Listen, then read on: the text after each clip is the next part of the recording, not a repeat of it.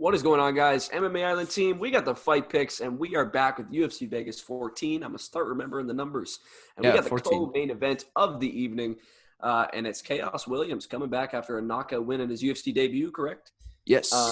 And then he's facing Abdul Razak Alhassan, a dude who we saw take on, what is his name? Munir Lazzez. Munir Lazzez, who just looked absolutely amazing in that one. I have to open up the pages. I should have done that beforehand. But talking about Abdul Razak Alhassan, I actually picked him to go in there and beat Munir Lazzez, not knowing how much of a beast Munir Lazzez is because he rocks the guy who typically rocks people. So yeah, it was weird. So that whole fight was weird, and I'd have to rewatch it. I only remember I watched it one time, and I only watched it at the live moment. But yeah, what I remember about that fight was Abdul Razak Alhassan didn't really look like himself in that fight. I think he had him rocked in the first round, and then after that, nothing else. So that kind of sucks. And as I don't know if you guys know this or not, but Abdul Razak Alhassan misses weight for the second time. Like second straight time in a row. So, man, that's one thing that I'm definitely taking into play with this one. To talk about Khaos Williams, man, absolutely rocks Alex Morono, who's on the card as well, in a very, very interesting fight. 27 seconds, just was blasting him over and over and over again for pretty much the whole 20 seconds. Obviously 27 seconds, but yeah, that fight was clearly very one-sided. And one thing I think is really, really interesting to mention is you're looking at their last few losses. So Abdul Razak Alhassan's last loss, Munir Lazzez, is currently I think 10-1. And then you look at Khaos Williams' last loss is a guy named Dan Yates, who is 1-1 currently. So yes. Shout out to Dan Yates, who's out there chilling with Khaos Williams on his win record and a no contest and a loss to a first round TKO submission to punches. So yeah, interesting whole deal with and he actually fought Joe Riggs. The Dan Yates guy, he fought Joe Riggs to end off his career, apparently, in 2019, whatever. We could see him again. But hey, so this is the thing, man. I'm leaning a little bit towards Khaos Williams in this one. And I think that a lot of people are going to accuse me of recency bias just because we saw, obviously, Khaos Williams knockout win in his last one. Abdul Razak Alhassan kind of gun shy in his last one. And I can see that point. But at the same time, I'm also looking at Khaos Williams, and I'm looking at a guy who clearly has some knockout power. And obviously you have to say the same about Abdul Razak Alhassan. But man, I got to go with Khaos Williams on this one. I just think that having that ability to go the distance, which we've seen out of him, he's gone the distance, 3 out of his last 6, and he's got a submission on his record as well. So I think that sort of variety of way of victories will come to play with him as well. And this dude looks jacked. This dude looks big. This dude looks strong, and he looks on a mission. So I like the underdog on this one. I actually really do, especially with Abdul Razak Alhassan missing weight, especially with him coming off that loss against Munir Lazzez, going up against a guy who's debuting. I get it. Munir Lazzez obviously debuting, had a really impressive record before heading into the UFC. He looked absolutely on fire in the second and third rounds. So maybe Munir Lazzez is just some beast, and I can't wait to see that dude fight again. And maybe Abdul Razak Alhassan was just kind of caught off guard. But at the same time, when you're fighting a debuting fighter, I would have liked to see a little bit more out of him.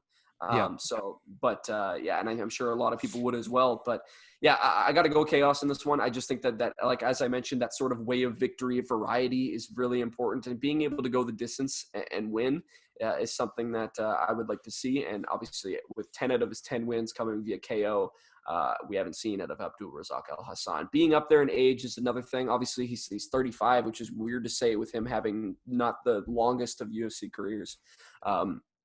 So yeah, it's an interesting fight, man. Really, really interesting, especially with it being the co-main event. I never expected this one to be the co-main event, but happy to see Khaos come back. Happy to see Abdul Razak Alhassan come back. This I wouldn't say it's typically I say this is the craziest amount of confidence, but it's not very high confidence. It's just confidence. I gotta say I'm pretty confident in this pick. It's an underdog pick, but yeah, Abdul Razak Alhassan. I'll take it as what it is for the last loss. But if you're not going to take into play his last loss and you're going to look at his other fights, you're just going to be looking at first round knockouts. So you're either looking at his first round knockout ability, or you're looking at his last loss, because outside of that, we haven't really seen too much weakness out of him. You're looking at the competition that he's faced. Really, the only name that I can point out on Abdul Razak Alhassan's list is Nico Price, and that was 2 years ago. Obviously, Show some respect to Sabah Hamasi. Man's just killing it in Bellator. But you knocked him out twice though, so it's like interesting matchmaking as well. But so 2 first round knockouts in a row against Sabah Hamasi. But gotta go with Khaos Williams in this one. I think that dude is a train, as I love to mention. That's my word of the card. But I will pass it on to Zach. So I'm not entirely sure Khaos Williams is a train, and I'm not entirely sure his win over Alex Moreno was more than, I don't want to say a fluke, but he's one of those guys that we don't exactly know how good he is, because that was a massive step up in competition for Khaos Williams, and he won it in the way that tells you absolutely nothing about a guy. Because Alex Moreno, sure. Now let's go through the records at the time of fighting of the other guys he's beaten. 10-3, 8-10, 6-5, 17-19, 7-7, 3-2, 2-1, 2-4, and 0-3. He has fought some not great competition throughout his career, and Alex Moreno really is the only notable win. And I think he came in there and he just wanted to knock the guy out, and that's exactly what he did. And this fight is going to be very, very competitive. I think they're going to go out and try to knock each other out in the first round. So I think this one comes down to who is more technical. And I think for that, you have to lean towards Abdul Razak Alhassan, because think about it. After his last losses tend to teach fighters something, especially coming off a huge, long absence like he had. Alhassan trains with one of the absolute best camps in the world in Fortis MMA. And if you don't know how well those guys recover after losses, just look back in Halloween, look at Miles Johns and his win is over Kevin Natividad. Glove grab, no glove grab, doesn't matter. Even before that, he looked impressive. Saif Saud is one hell of a coach, and you got to think that he is absolutely drilling Abdul Razak Alhassan to win this fight. And the thing is, he doesn't have to bring that many like different training partners into this, because, he trains with people just like Khaos Williams, and he himself, I believe, is a better version of Khaos Williams. I mean, he can train with Jeff Neal. Just imagine those sparring sessions, man. Those would be incredible. I'd pay pay-per-view to watch those sparring sessions. But I think that also gas tank is something to look at for as well.